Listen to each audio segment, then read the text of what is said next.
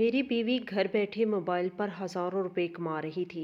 मैं अपनी बीवी से बहुत खुश था, लेकिन जब भी घर आता माँ कहती कि अपनी बीवी को तलाक दे दो। मुझे अपनी माँ पे हैरत होती। एक दिन ऑफिस से जल्दी घर आया तो बीवी गायब थी। इसे तलाश करता छत पर आया। जैसे ही नज़र छत पर बने कमरे पर पड़ी तो मेरे पैरों तले से ज़मीन निकल गई, क्योंकि वहाँ मेरी बीवी एक नौजवान के। मैं खामोशी से अपनी माँ के सामने बैठा हुआ था, जो मुसलसल मुझे एक ही बात समझा रही थी। बीवी की कमाई खाना कोई बुरी बात नहीं होती। मियाँ बीवी गाड़ी के दो पहियों की मांद होते हैं, लेकिन तुम्हारी बीवी अच्छी औरत नहीं है। इसे छोड़ दो। अल्लाह ने दुनिया में बहुत औरतें पैदा की हैं, कोई ना कोई तुम्हारे लिए भी मिल जाएगी। मैं ढूंढ लूँगी। बच्चे भी बिन माँ के पाल जाते हैं, लेकिन अगर ऐसी माँ मिलती है तो बच्चे भी बिगड़ जाते हैं। अहमद, तू समझने की कोशिश कर, अभी भी वक्त है। तुम इसे छोड़ दो, वरना मसला हो जाएगा। जबकि मैं अपनी माँ की इस बात से झंझला गया था और इनको देखते हुए बोला, आखिर आपको सारा से मसला क्या है? वो इतनी अच्छी है, हमारे घर का खर्च चला रही है, मेरी कितनी मदद करती है, घर का काम भी वो टाइम से करती है, आपको वक्त पर खाना देती है, जाए नमाज आपका साफ़ रखती है, लोटा साफ़ रखती है। तो फिर आपको मसला क्या है? आपको चारपाई से पाँव नीचे नहीं उतारने देती, फिर भी आपको इससे मसला है। आज आप मुझे खुलकर बता ही दें। मैं बुलंद आवाज़ में चीखा था। आज मेरी बस हो गई थी। मैं कब तक अपनी बीवी के बारे में ऐसी बात बर्दाश्त करता? वो मेरे लिए इतना कुछ कर रही थी, क्या मैं इसके लिए आवाज़ भी नहीं बुलंद कर सकता था? अभी मैं मज़ीद कुछ कहता हूँ, इससे पहले ही मेरी बीवी हड़बड़ा कर कमरे से बाहर आई और मुझे देखते ही बोली, क्या हुआ अमन? सब ठीक तो है? तुम अम्मी पर क्यों चला रही हो? मैं कुछ कहता इससे पहले ही मेरी वालदा बोली थी, सुधर जा सारा, अल्लाह को मुंह दिखाना है। क्यों ऐसे काम करती है कि बाद में अल्लाह ताला तुझे जहन्नम की आग में डाल दे। अपने इस काल से डर, जब तुझे रोज़े महशर में खड़ा किया जाएगा और तेरे पास नेकियों का एक टुकड़ा भी नहीं होगा। अपनी माँ की बात सुनकर मैं मज़ीद चलाया था, खामोश हो जाए। आप मेरी वालदा हैं, इसीलिए मैं आपका लिहाज कर लेता हूँ। अगर मेरी बीवी के बारे में कोई और ऐसी बात बोले तो मैं इसका बुरा हाल कर दूँ। बस मुझे मज़ीद अब कुछ नहीं सुनना। अगर अम्मी यही सब कुछ आपके दिमाग में खन्नास चल रहा है तो आप यहाँ से जा सकते हैं। आपके और भी बेटे हैं, बेटियाँ हैं, आप इनके घर पर रहें। मेरे घर पर आपको रहने की ज़रूरत नहीं है। मैं जानता था कि मैं बहुत बड़े अल्फाज बोल रहा हूँ, लेकिन मैं अपनी बीवी के बारे में कुछ नहीं सुन सकता था। इसकी वजह ही से आज मैं था, वरना कभी मैं ना अपने घर चला सकता था और ना ही अपने बच्चों का और अपना ख़र्चा उठाता। ये कहते ही मैं गुस्से से घर से चला गया था। दिल दिमाग बिल्कुल काम नहीं कर रहा था। जानता था अम्मी बहुत नाराज़ होंगी, इनका दिल भी बहुत ज़्यादा टूट जाएगा, लेकिन मुझे कोई परवाह नहीं थी। मैंने इस तरफ ध्यान ज़रूरी देना समझा ही नहीं। मैं चुपचाप फैक्ट्री आ गया, लेकिन जिस अंदाज में मैंने अपनी वालदा से बात की थी वो मुझे बिल्कुल भी सुकून नहीं आ रहा था। हम 3 बहन भाई थे। मेरा एक और बड़ा भाई भी था और एक बहन भी थी। मेरा दिल बहुत परेशान था, कहीं अम्मी चली ना जाए। मुझे यकीन था रुबीना किसी कीमत पर इन्हें जाने नहीं देगी, क्योंकि अम्मी मुझसे बहुत प्यार करती थी और मैं भी इनसे बहुत लगाव रखता था। काफ़ी देर तक मैं फैक्ट्री में ही रहा, लेकिन मुझे इतनी ज़्यादा बेचैनी होना शुरू हो गई थी कि मैं चुपचाप मालिक से छुट्टी लेकर घर की तरफ बढ़ गया था। लेकिन रास्ता भर एक अजीब सी बेचैनी हो रही थी। ऐसा लगता था जैसे आज कुछ होने वाला है, कुछ ऐसा जो मेरी आंखों के सामने आएगा तो मैं बर्दाश्त नहीं कर पाऊंगा। एक मुख्तसर मसाफत तय करके मैं घर पहुंचा तो सामने का मंजर देखकर मेरी जान हलक में अटक गई थी। मेरी वालदा चारपाई पर बेजान पड़ी हुई थी। इसका जिस्म हौले हौले झटके ले रहा था। मेरा तो दिल ही लरज़ गया था। बाप का पहले ही इंतकाल हो चुका था। بھائی بہن ساتھ رہتے نہیں تھے۔ اگر میری ماں کو کچھ ہو جاتا تو میں کبھی بھی یہ تکلیف برداشت نہیں کر پاتا۔ میں فوراً ان کی طرف بڑھا تھا، ان کو ہلانے کی کوشش کی تھی، لیکن ان کا جسم بالکل بے جان ہو چکا تھا۔ میں نے فوراً ہی اپنی بیوی کو چلا کر آواز دی تھی کہ سارا کہاں پر ہو، باہر آؤ، امی کو دیکھو کیا ہو گیا ہے۔ میری چیخو پکار سے اچانک سارا چھت سے اترتی ہوئی نظر آئی تھی، مگر ایک لمحے کے لیے میں اس کی حالت کو دیکھ کر چونکا تھا۔ اس کے کپڑے بے ترتیب ہو رہے تھے، بال بکھرے ہوئے تھے، ایسا لگ رہا تھا جیسے وہ کچھ غلط کام، اس کے آگے میں کچھ سوچ بھی نہیں پایا تھا۔ میں کافی حیران ہوا تھا، لیکن فی الحال مجھے اپنی والدہ کی حد سے زیادہ ٹینشن ہو رہی تھی۔ وہ مجھے دیکھتے ہوئے بولے، آپ کب آئے اور امی کو کیا ہو رہا ہے جی؟ جبکہ میں اسے دیکھتے ہوئے بولا تھا، یہی سوال میں تم سے پوچھ رہا ہوں، میری امی کو کیا ہو رہا ہے؟ تم چھت پر کیا کر رہی تھی؟ میرے سوال پر وہ بری طرح گڑبڑا گئی تھی، چہرے پر پسینہ، ماتھے پر اڑی ہوئی ہوائیاں۔ نہ جانے کیوں مجھے اب کچھ غلط محسوس ہوا تھا۔ وہ کچھ کہتی اس سے پہلے ہی میں بولا، خیر ہم اس معاملے کو بعد میں دیکھیں گے، تم جلدی سے ایمبولینس کو کال کرو، میں انہیں اسپتال لے کر جاؤں گا۔ جبکہ وہ فوراً ہی اپنا موبائل فون سے کال کرنے لگی تھی، میں امی کے پاس ہی بیٹھ گیا تھا اور ان کو دیکھتے ہوئے بولا تھا، پلیز امی مجھے معاف کر دیں، مجھے نہیں معلوم تھا کہ آپ کو میری باتیں اتنی زیادہ بری لگیں گی، خدا کے لیے مجھے معاف کر دیں، مجھے ساری زندگی کا گلٹ دے کر اس دنیا سے نہ جائیں، پلیز امی اٹھ جائیں نا۔ میں بچوں کی طرح رو پڑا تھا۔ ابھی میں اپنی والدہ سے بات چیت کر ہی رہا تھا جب میری بیوی بولی تھی، آ گئی ہے ایمبولینس، آپ جلدی سے امی کو اٹھائیں۔ میں نے فوراً ہی انہیں اپنی گود میں اٹھا لیا اور دیوانہ وار باہر کی طرف پڑا تھا۔ ایمبولینس میں انہیں ڈال کر میں جیسے ہی اسپتال کی طرف روانہ ہوا، میرے بھائی کا فون بھی آ گیا تھا۔ یقیناً میری بیوی نے ہی انہیں اطلاع دی تھی۔ انہیں بھی مختصر ہسپتال کا بتا کر میں نے جلدی سے کال کاٹ دی۔ میرا پورا رجحان میری ماں کی طرف تھا، ان کی گردن ایک طرف لڑک گئی تھی۔ مجھے بہت زیادہ گھبراہٹ ہو رہی تھی، ایسا لگتا تھا جیسے کچھ برا ہونے والا ہے۔ دل اتنی زور زور سے دھڑک رہا تھا کہ ایک لمحے کے لیے مجھے ایسا محسوس ہوا کہ اچھل کر حلق میں آ جائے گا۔ ایک مختصر مسافت کے بعد گاڑی ایک گورنمنٹ ہسپتال کے سامنے رکی تھی۔ میں امی کو فوراً ہی اسٹریچر پر ڈال کر ایمرجنسی کی طرف بڑھا تھا۔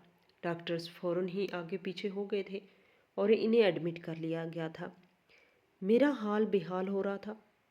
میں اوپر والے کو دیکھتے ہوئے محض ایک ہی دعا کر رہا تھا کہ میری ماں کو کچھ نہیں ہونا چاہیے، انہیں زندگی دے، یا اللہ مجھے معاف کر دے، میں اپنی ہر غلطی پر شرمسار ہوں، یا رب مجھے معاف کر دے، میں اب دوبارہ ایسی کوتاہی نہیں کروں گا، مجھے میری ماں لوٹا دے۔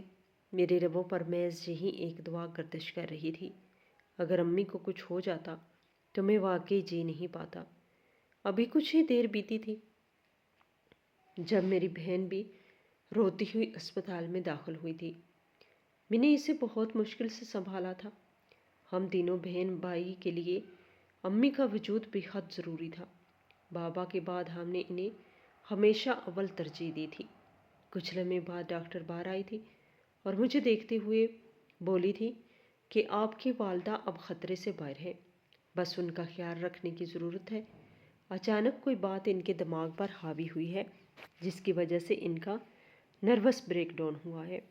دونوں بہن بھائی نے مجھے یکدم دیکھا تھا، مگر میں نظریں چرا گیا تھا۔ فی الحال ڈاکٹر ہمیں پیشہ ورانہ انداز میں مخصوص ہدایت کر کے چلی گئی تھی۔ میں چپ چاپ کوریڈور میں موجود بینچ پر بیٹھ گیا تھا۔ میرے دماغ میں اب اپنی بیوی کے خیالات گردش کر رہے تھے۔ اس کا اچانک سے چھت پر سے نیچے آنا، بھری دوپہر میں وہ دھوپ کے اندر اوپر کیا کر رہی تھی؟ اس کے بال بکھرے ہوئے تھے، لباس مجھے بہت کچھ سمجھا رہا تھا۔ کافی دیر تک میں اس بارے میں ہی سوچتا رہا تھا اور پھر اپنا سر جھٹک دیا تھا۔ نہیں، ایسا نہیں ہو سکتا، سارا بہت پاک دامن ہے، اس نے کبھی ایسی کوئی غلطی نہیں کی جس کی وجہ سے میرا سر جھکے۔ وہ تو تہجد گزار ہے۔ میں نے اکثر سارا کو آدھی آدھی رات کے وقت تہجد کی نماز میں روتے گڑ گڑاتے دیکھا تھا۔ کئی بار میں نے اس سے پوچھا بھی کہ تم تہجد میں اتنا روتی کیوں ہو؟ تب وہ میں یہی بولی تھی کہ مجھے اپنی روزی مانگنی ہوتی ہے، اپنے بچوں کا بہترین مستقبل مانگنا ہوتا ہے، اور رب کے آگے تو جتنا رو رو کر دعا مانگی جائے، خاص کر کے تہجد میں، اللہ رب العزت ان دعاؤں کو قبول کرتے ہیں۔ اپنی بیوی کی یہ بات سن کر میں کچھ لمحے کے لیے تو حیران ہوا تھا، لیکن پھر میں نے اپنا سر جھٹک دیا تھا۔ ہو سکتا ہے وہ سچ بول رہی ہو۔ ابھی میں انہی سب باتوں کے بارے میں سوچ رہا تھا جب اچانک مجھے شناسا قدموں کی چھاپ سنائی دی تھی۔ میں نے سر اٹھا کر سامنے کی طرف دیکھا تو میری بیوی بوکھلائی بوکھلائی سی میری طرف ہی آ رہی تھی۔ قریب آتے ہی وہ بے چین لہجے میں بولی تھی، کیا ہوا امی، ٹھیک ہے؟ انہیں کچھ ہوا تو نہیں؟ اس کی بے چینی کو دیکھ کر میں نے سر کو نفی میں ہلایا تھا اور اس کے چہرے کو اپنی آنکھوں میں بساتے ہوئے بولا تھا، نہیں، طبیعت ان کی اب بہتر ہے، بس ابھی تھوڑی دیر میں ڈسچارج کر دیں گے۔ بچے کہاں پر ہیں؟ وہ فوراً بولی تھی، بچوں کو پڑوس والی خالہ کے گھر چھوڑ کر آئی ہوں۔ اتنی زیادہ بے چینی ہو رہی تھی مجھ سے رہا ہی نہیں گیا، اسی لیے آپ کے پاس چلی آئی۔ آپ تو ٹھیک ہے نا؟ میں نے سر کو ہلکی جھنجھ دی اور اس کی طرف دیکھتے ہوئے بولا تھا، سارا، مجھے تم سے ایک بہت ضروری بات کرنی ہے۔ میرا یہ کہنا تھا کہ اس کا چہرہ لٹھے کی مان سفید پڑ چکا تھا، ہونٹ خشک ہو چکے تھے، وہ پوری طرح گڑبڑا گئی تھی، اور اس کا گڑبڑانا ہی مجھے نہ جانے کیوں کسی خطرے کی علامت لگ رہا تھا۔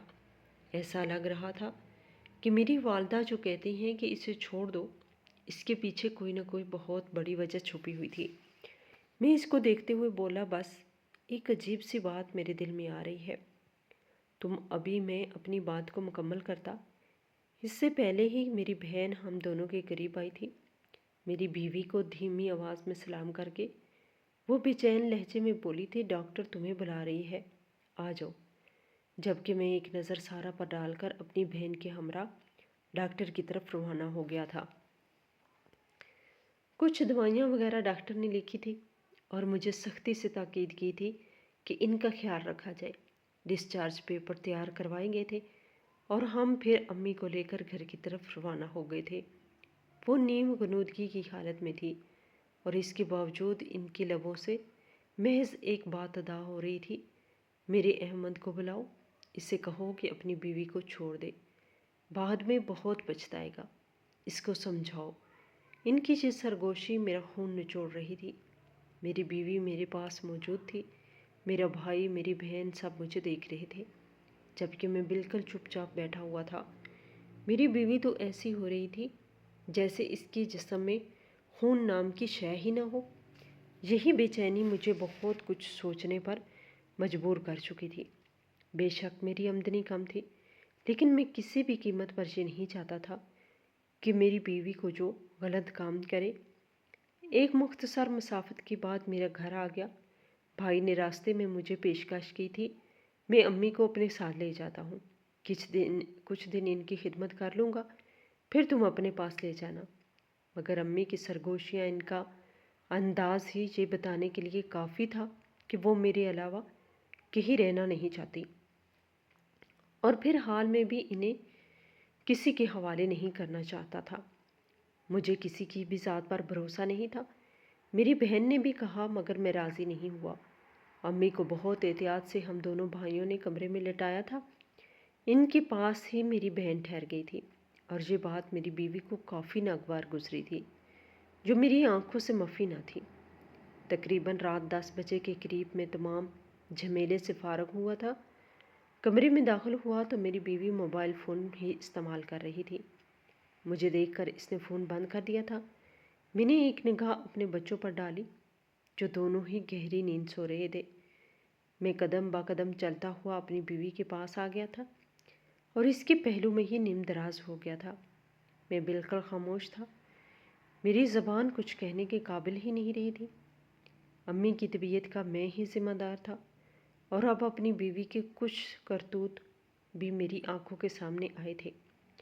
یہی وجہ تھی کہ میں بالکل چپ سادھ چکا تھا۔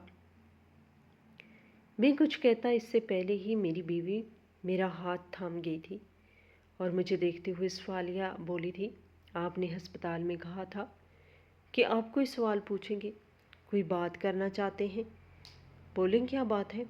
لیکن میں نے اس سے بہت آہستگی سے اپنا ہاتھ چھڑوایا تھا اور کروٹ موڑتے ہوئے بولا تھا، لائٹس بند کر دو، مجھے نیند آ رہی ہے۔ ہاں بات پوچھنی ہے، مگر فی الحال میں تھک چکا ہوں، کل ہم اس ٹاپک پہ تفصیل سے بات کریں گے۔ یہ بول کر میں نے آنکھیں موند لی تھی۔ کہنے کو میرے دماغ میں ابھی بھی بہت زیادہ سوالات تھے، مگر فی الحال میں خود کو مزید تکلیف میں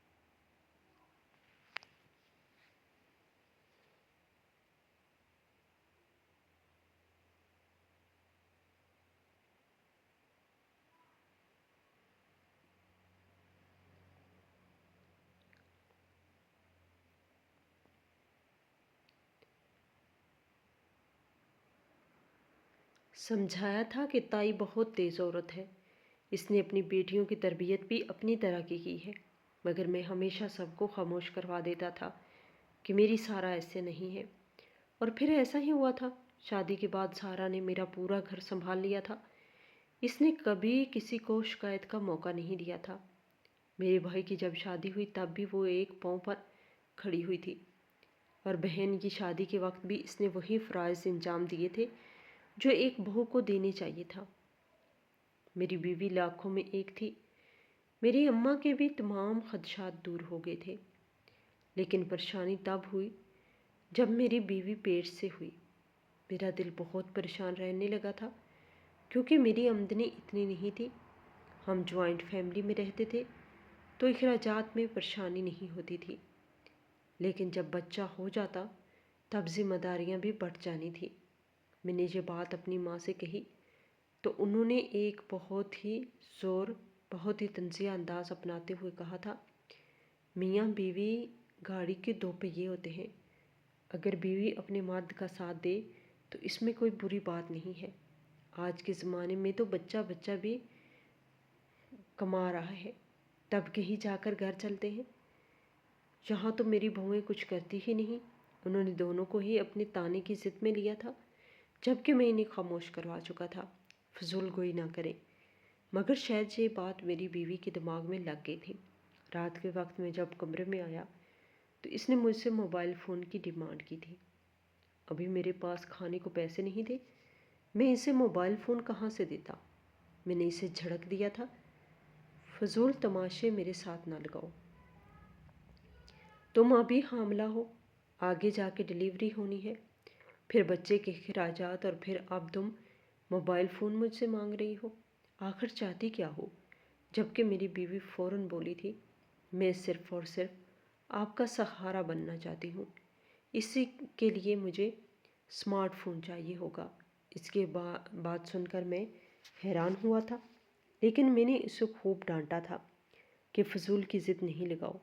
اس نے 2-4 دن میرے ساتھ بحث کی تھی کہ میں آپ سے وعدہ کرتی ہوں، آپ کو اگر میں نے ڈبل پیسے نہ دیے تو میرا نام سارا نہیں۔ اس کی باتیں میری سمجھ سے باہر تھی، بھلا وہ گھر بیٹھے کیسے کما سکتی تھی؟ میں نے اس کی بات کو ہوا میں اڑا دیا تھا، لیکن شاید قدرت کو کچھ اور ہی منظور تھا۔ 2 روز بعد وہ اپنے میکے چلی گئی تھی۔ تقریباً 1 ہفتہ گزارنے، اس دوران میری دوسری بھابھی نے ہی گھر کا سارا کام کیا تھا، اور یہ بات انہیں اتنی ناگوار گزری تھی کہ میرے بھائی نے یہاں سے الگ ہونے کی ڈیمانڈ امی کے سامنے رکھ دی تھی۔ امی تو پہلے ہی کہتی تھی، میں صرف اپنے احمد کے ساتھ رہوں گی، جسے جانا ہے وہ چلا جائے اور جسے رہنا ہے وہ رہتا رہے۔ پھر وہی ہوا تھا، میری بیوی تو 1 ہفتے بعد آ چکی تھی، لیکن میرا بھائی اس دوران چلا گیا تھا۔ لیکن سب سے حیران کن بات یہ تھی کہ میری بیوی نے فون لے لیا تھا۔ میں نے اس سے پوچھا تھا کہ یہ فون تمہارے پاس کہاں سے آیا، تو اس نے بہانہ کر دیا کہ مجھے امی نے دلایا ہے۔ فی الحال میں نے ان سے ادھار پیسوں پر لیا ہے، جب میں کمانا شروع کر دوں گی تب انہیں لوٹا دوں گی۔ اس روز میں اپنی بیوی سے خوب لڑا، اسے خوب لعن طعن کیا تھا کہ تم نے یہ حرکت کیوں کی، تمہاری امی میرے بارے میں کیا سوچتی ہوں گی کہ میں ان کی بیٹی کی ایک چھوٹی سی فرمائش بھی پوری نہیں کر سکتا، جبکہ وہ بولی تھی ارے آپ کو پریشان ہونے کی ضرورت نہیں ہے، امی کو ہمارے حالات کا اندازہ ہے، آپ ایسی باتیں کیوں سوچ رہے ہیں۔ لیکن میرا غصہ کسی طور پر کام ہونے کا نام ہی نہیں لے رہا تھا۔ وقت گزرا تھا اور مہینے کا آخر آ چکا تھا جب اس نے میری ہتھیلی پر کئی ہزار کے نوٹ رکھے تو میرے قدموں تلے زمین نکل گئی تھی۔ میں پھٹی پھٹی نگاہوں سے اپنی بیوی کو دیکھ رہا تھا کہ وہ کیا کر رہی ہے۔ وہ مجھے دیکھتے ہوئے بولی تھی کہ جاؤ اور باقی کے کام نپٹا دو، یہ 25,000 میں نے امی کو لٹانے کے لیے رکھے ہیں۔ میں فوراً بولا تھا مجھے سچ سچ بتاؤ، یہ پیسے تمہارے پاس کہاں سے آئے، تم کیا کر رہی ہو۔ وہ جو مجھے دیکھتے ہوئے بولی بس جس سے سب آن لائن کام کرتے ہیں۔ میں اس روز بہت حیران ہوا تھا۔ میں نے فوراً اپنی والدہ کو جا کر بتایا تو انہوں نے بھی حیرانگی ظاہر کی تھی۔ اس دن میری والدہ نے میری بیوی کو بہت دوائیں دی تھی، لیکن 2 دن بعد جو بات انہوں نے مجھے کہی وہ سن کر میں دھنگ رہ گیا تھا۔ وہ مجھے دیکھتے ہوئے بولی تھی احمد تیری سارا ہاتھ سے نکل گئی ہے، اسے چھوڑ دے، یہ ہمیں کہیں کا نہیں رکھے گی، پورے معاشرے میں بدنام کروا دے گی، میں تیرے لیے کوئی اور لڑکی تلاش کر لوں گی، یہ بگڑ گئی ہے۔ یہ میری بات نہیں سن رہی۔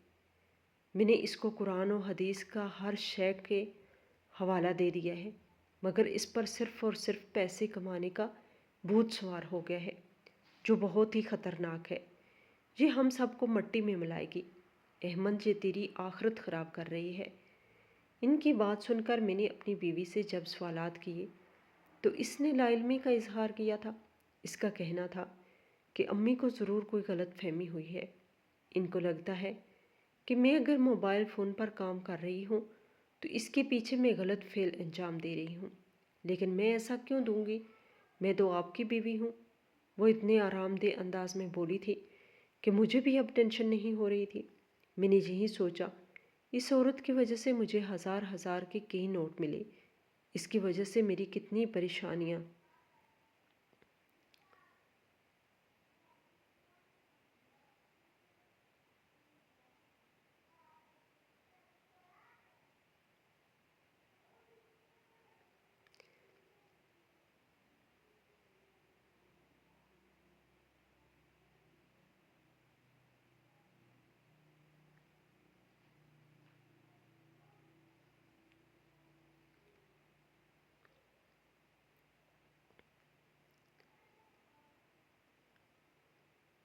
گھر بھی تھوڑا تعمیر کروا لیا تھا اور اب حالات بہتر ہونا شروع ہو گئے تھے، مگر اب اچانک سے ایک بار پھر وہی سب میری آنکھوں کے سامنے آنا، میری ماں کا اب ہر روز یہی کہنا کہ تیری بیوی اچھی عورت نہیں ہے، اسے چھوڑ دے۔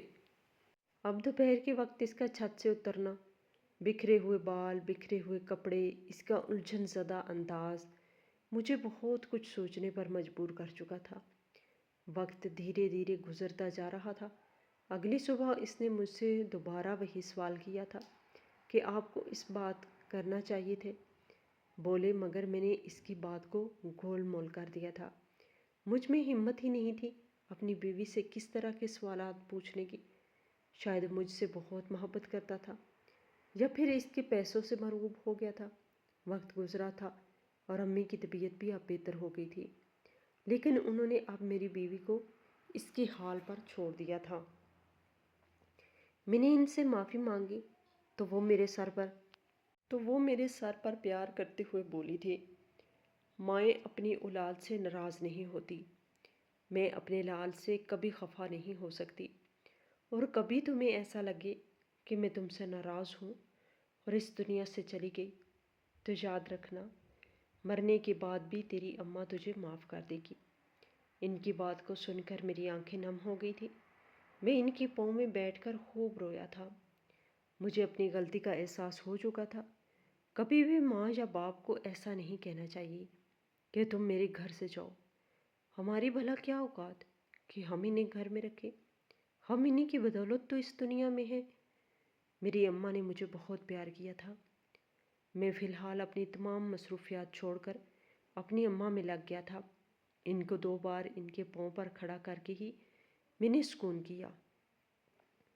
آج حسب معمول ہماری فیکٹری میں تھوڑا کام کم تھا، جس کی وجہ سے دوپہر کو گھر آیا تھا۔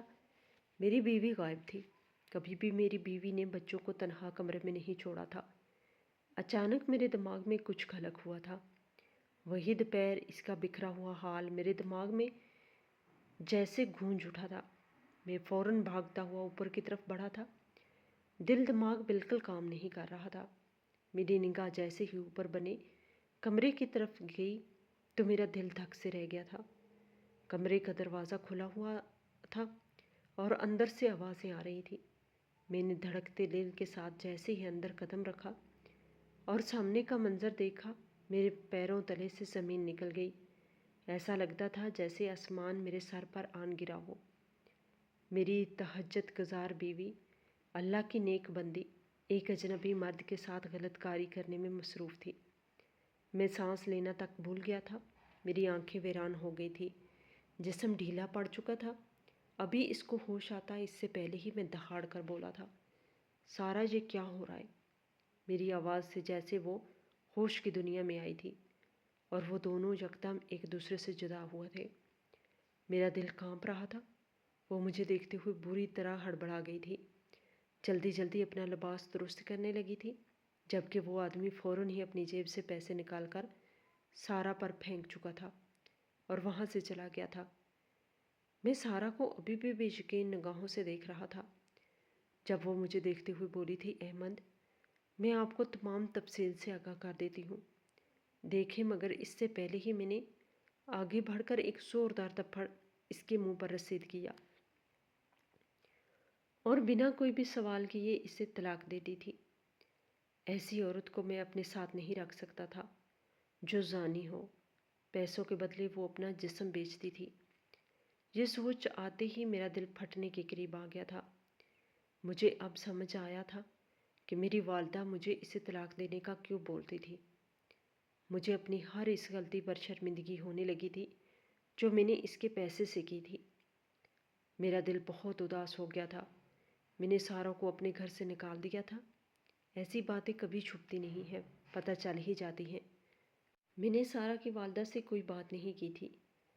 بھلا میں ان سے کیا ہی کہتا، کیونکہ پیسوں کی ضرورت تو مجھے ہی تھی اور میری ہی غلطی تھی کہ میں نے جانچ پڑتال نہیں کی کہ میری بیوی میرے پیچھے کیا کام کرتی ہے، آخر وہ آن لائن کیسے پیسے کما رہی ہے۔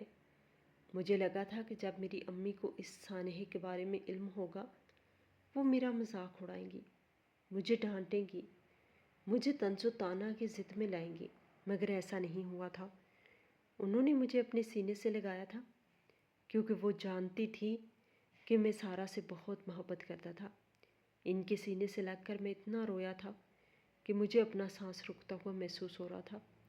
میری امی میرا سر سہلاتے ہوئے بولی تھی، حرام کا پیسہ اتنا لذت امیز ہوتا ہے کہ انسان اپنی ہر حدود بھول بیٹھتا ہے۔ تمہاری بیوی شادی سے پہلے بھی یہی کام کرتی تھی اور یہ سب تمہاری ساس کرواتی تھی۔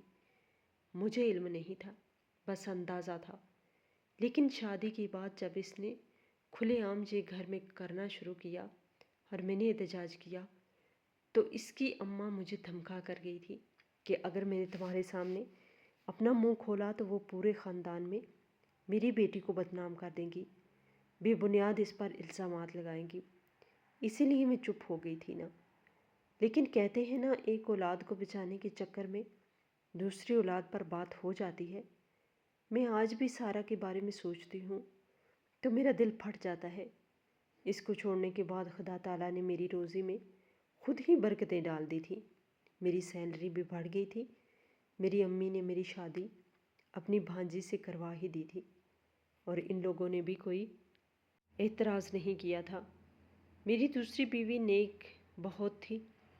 شروعات میں اس پر خوب شک کرتا تھا، لیکن دھیرے دھیرے مجھے سب سمجھ آنا شروع ہو گیا تھا کہ کون درست ہے اور کون غلط۔ ناظرین، آپ کو آج کی ہماری یہ کہانی کیسی لگی؟ کمنٹ باکس میں اپنی رائے کا اظہار ضرور کریں اور ہمارے چینل کو بھی سبسکرائب کریں۔